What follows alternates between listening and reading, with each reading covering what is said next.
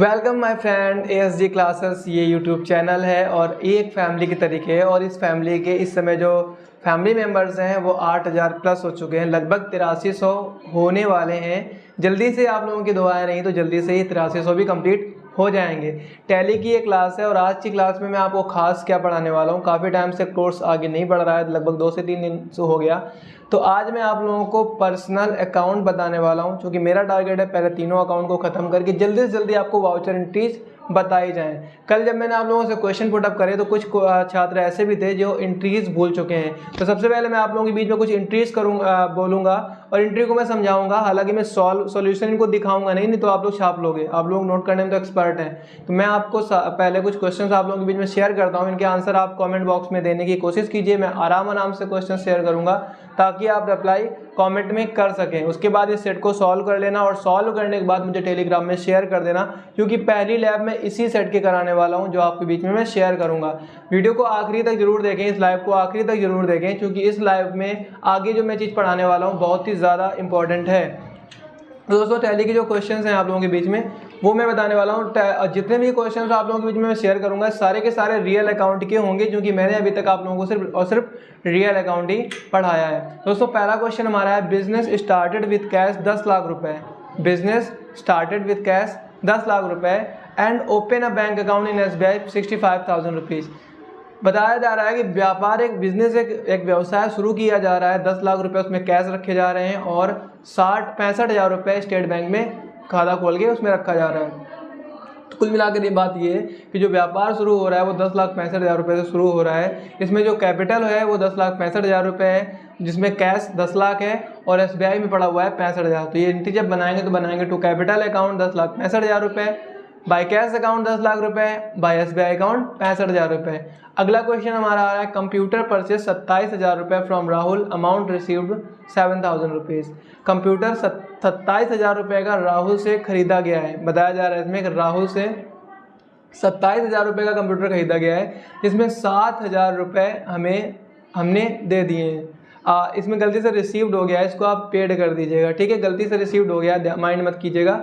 Computer purchase किया गया 27,000 रुपये का और 7,000 रुपये राहुल को अदा किए गए हैं। क्वेश्चन को वहाँ पे पेड कर लेना जहाँ पर रिसीव्ड लिखा, अभी मैं इसको चेंज नहीं कर सकता। तो इसको क्या बनाएंगे, तो बाय कंप्यूटर अकाउंट, क्योंकि कंप्यूटर हमारे पास आ रहा है तो बाय कंप्यूटर अकाउंट 27,000 रुपीज़।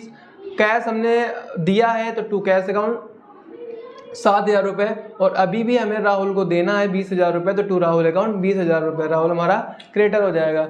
अगला क्वेश्चन हमारा, laptop purchase from Ram Kumar 45,099 रुपये। राम कुमार से लैपटॉप परचेस किया गया है 45,099 रुपये का, इसको बनाना है। तो एक्चुअल में लैपटॉप हमने परचेस किया है, मतलब आया है by laptop account to Ram Kumar account, ठीक है। अगला क्वेश्चन हमारा है, building purchase from Amit. Building purchase from Amit 6 lakh rupees. 6 lakh रुपए की बिल्डिंग अमित से खरीदी। आगे बताया जा रहा है 2 लाख रुपए पेड बाय कैश। 2 लाख रुपए कैश के माध्यम से पे किए गए हैं। 10,000 पेड बाय 10,000 बाय चेक और 10,000 रुपये चेक के द्वारा पे किए गए हैं। बाकी जो पद अदा करना है वो भविष्य में अदा किया जाएगा। तो दोस्तों बिल्डिंग परचेस करी गई है तो बाय बिल्डिंग अकाउंट हो जाएगा 6 लाख रुपए की, तो बाय बिल्डिंग अकाउंट 6 लाख रुपए हो जाएगा। 2 लाख रुपए कैश दिए गए हैं तो टू कैश अकाउंट 2 लाख रुपए हो जाएगा, क्योंकि कैश हमारे पास से गोज आउट हो रहा है तो टू कैश अकाउंट 2 लाख रुपए। हमने चेक भी दिए 10,000 रुपये की, तो एक्चुअल में हमारा खाता स्टेट बैंक में था, तो मतलब पैसा जो कटेगा वो SBI से कटेगा, तो हो जाएगा टू SBI अकाउंट 10,000 रुपये। बताया जा रहा है बाकी का पैसा हम भविष्य में देंगे। तो 2,10,000 हम दे चुके हैं, बाकी का हमें देना कितना है, तो हमें देना है 3,90,000 रुपये। तो यहाँ पर हम कर देंगे टू अमित अकाउंट 3,90,000 रुपये, ठीक है। अगला क्वेश्चन है, कंप्यूटर सोल्ड टू हरिओम 30,000 रुपये ऑन क्रेडिट।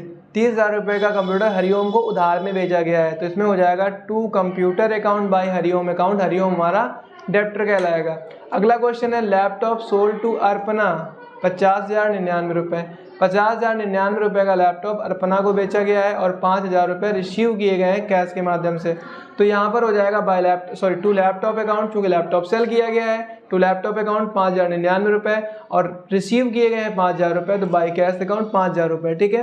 एक्चुअल में हमें 44,001 रुपये 45,000 रुपये रिसीव करने चाहिए थे, लेकिन हम यहाँ पर 44,001 रुपये रिसीव करने वाले हैं, 5,000 अदा हो चुका है। तो यहाँ पर हो जाएगा बाई अर्पणा अकाउंट 44,001 रुपये। जितना हमें उससे 44,000 एक नहीं होगा, 44,999 लेस कर लीजिएगा। 45,000 50,099, देखो 50,000 में 5,000 गया तो बचा 45,000 रुपये। 45,000 में 99 और घटा देना, 44,901 रुपये, 44,901 रुपये। ठीक है, अगला क्वेश्चन हमारा है building sold to Kishan Kumar 7 lakh रुपए। 7 लाख रुपए की बिल्डिंग किशन कुमार को बेची गई है, 4 लाख रुपए रिसीव किए गए हैं कैश के माध्यम से। तो सीधा हो जाएगा टू बिल्डिंग अकाउंट 7 लाख रुपए, by cash account, by cash account नहीं है, चेक के माध्यम से, तो बाय एसबीआई अकाउंट 4 लाख रुपए। बाकी जो 3 लाख रुपए बचा वो हम प्राप्त कर लेंगे। तो किशन कुमार अभी भी आपका डेप्टर कहलाएगा, तो बाय किशन कुमार अकाउंट 3 लाख रुपए हो जाएगा। ठीक है, 8वां नंबर क्वेश्चन है all remaining amount received from debtors, और 9वां नंबर है all remaining amount given to creditors. ये दोनों एंट्री आप खुद बनाएंगे टेलीग्राम में शेयर करेंगे। अगर नहीं आती है तो मैं आपको वहीं पे इसका आंसर भी बता दूंगा। ठीक है, तो ये तो हमारे हो गए वो क्वेश्चंस जिनके आपको सॉल्यूशन देने हैं, और ये सारी की सारी एंट्रीज हम लैब कराएंगे। तो आपको क्या करना है, पहले इन एंट्री को बनाना है, इनको बनाने के बाद इनके लेज़र निकालने हैं, और लेज़र बनाने के बाद मुझे टेलीग्राम में शेयर कर देना है। ठीक है, अब हम आज पढ़ने वाले हैं पर्सनल अकाउंट। एक्चुअल में पर्सनल अकाउंट की जो हिंदी होती है वो होती है व्यक्तिगत खाता। व्यक्तिगत मतलब जो पर्सनली हमसे जुड़ा हो। अब एक कंपनी की अगर हम बात करते हैं, अगर हम किसी कंपनी की बात कर रहे हैं टैली में, तो टैली में जो कंपनी आपकी चल रही है उस कंपनी का पर्सनल अकाउंट, कंपनी का खाता, तो वो आपका इसके अंतर्गत आएगा। इसमें थ्योरी में लिखवाई हुई है, इस अकाउंट के अंतर्गत वह बिल बनाए जाते हैं जिसमें लेन देन कंपनी में ही हुआ हो, यानी लेन देन कंपनी और बैंक के बीच में हुआ हो, या हम किसी भी ग्राहक का बिल नहीं बनाते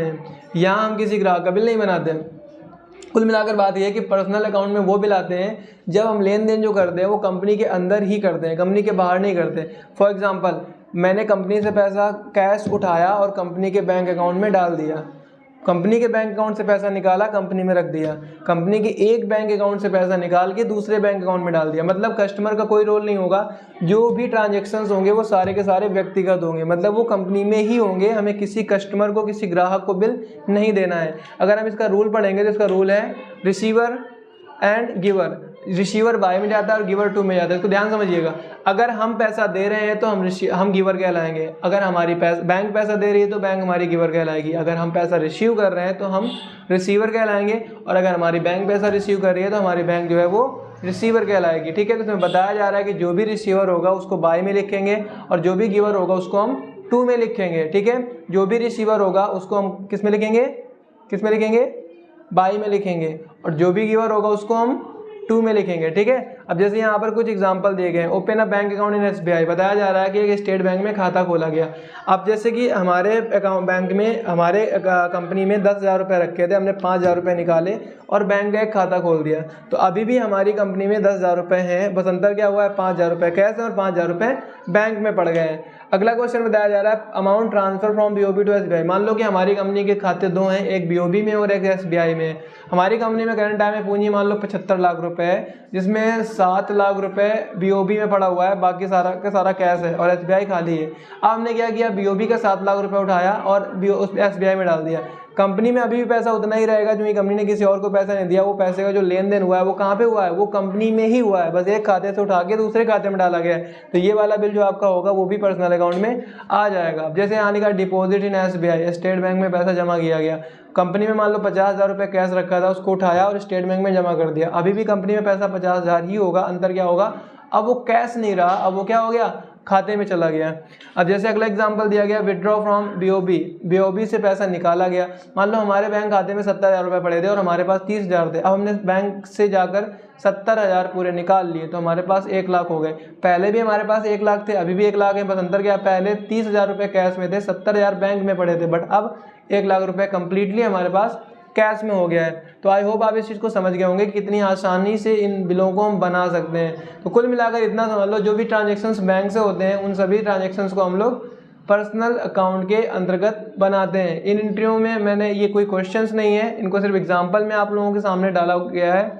इनको चाहो तो आप इनके आगे कोई भी अमाउंट डाल के इन बिलों को बनाने की कोशिश कर सकते हैं। अगर आप मेरे से क्वेश्चन पूछना चाहते हैं इसको लेकर तो आप इनको बनाने की कोशिश करें, फिर टेलीग्राम में मुझे मैसेज करें, मैं आपको बताने की कोशिश भी पूरी की पूरी करूंगा। वीडियो को मैं ज़्यादा खींच नहीं रहा हूं क्योंकि कल भी मेरी थोड़ी सी हेल्थ प्रॉब्लम थी जिसकी वजह से मैं कोई वीडियो शूट नहीं कर पाया और मैंने सीधा लाइव पे आ गया था। एग्जैक्टली आज भी थोड़ी सी हेल्थ प्रॉब्लम ही है। अभी भी अगर मैं बात करूँ रियलिटी में तो दवाओं का डब्बा पूरा का पूरा मेरे पास रखा हुआ है, बट मैं वीडियो शूट कर रहा हूँ, 10 से 12 मिनट का हो जाएगा। कमेंट करिएगा। Thank you so much. मिलते हैं हम अगली क्लास में, तब तक अपना ख्याल रखें। Thank you.